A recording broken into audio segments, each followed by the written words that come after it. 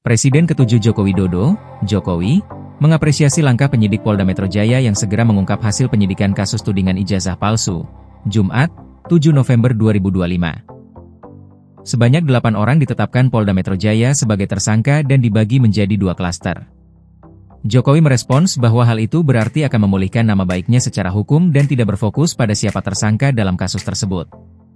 Hal itu diungkapkan kuasa hukum Presiden ke-7 RI, Joko Widodo, Jokowi, Rifai Kusumanegara, Jumat, 7 November 2025. Rifai menyatakan Jokowi merespons dengan menyerahkan sepenuhnya kepada proses hukum.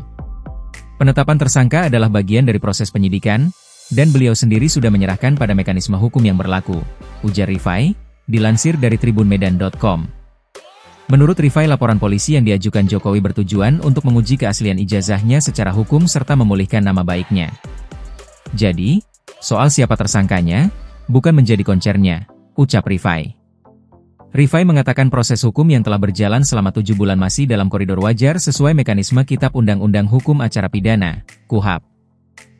Setelah meningkatnya penyelidikan ke tahap penyidikan, tugas penyidik adalah menetapkan tersangkanya dan mengumpulkan alat bukti.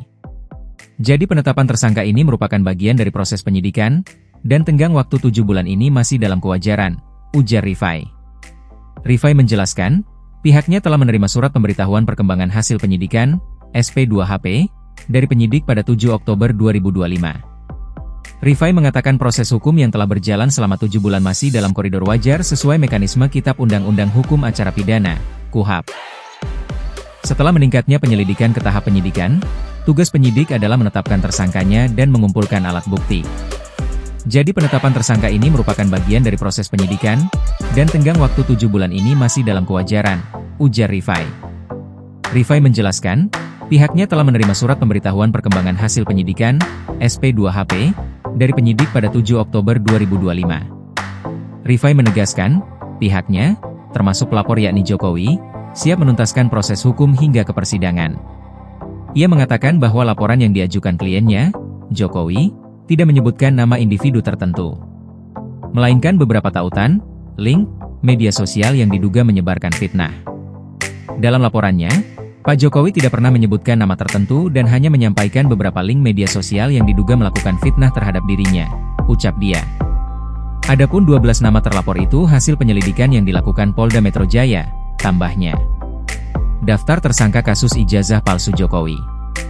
Adapun ke-8 tersangka tersebut adalah 1. Egy Sudjana, 2. Kurnia Triroyani, 3. M. Rizal Fadilah, 4. Rustam Effendi, 5. Damai Harilubis, 6. Rai Suryo, 7. Rismon Sianipar, 8. Tifauziah Tiasuma. Mereka dikenakan 2 pasal tambahan, yakni pasal 32 ayat 1 dan pasal 35 UU ITE. Berdasarkan pasal tersebut, para tersangka diduga berupaya menghapus atau menyembunyikan informasi maupun dokumen elektronik milik orang lain, serta memanipulasi dokumen elektronik agar tampak asli.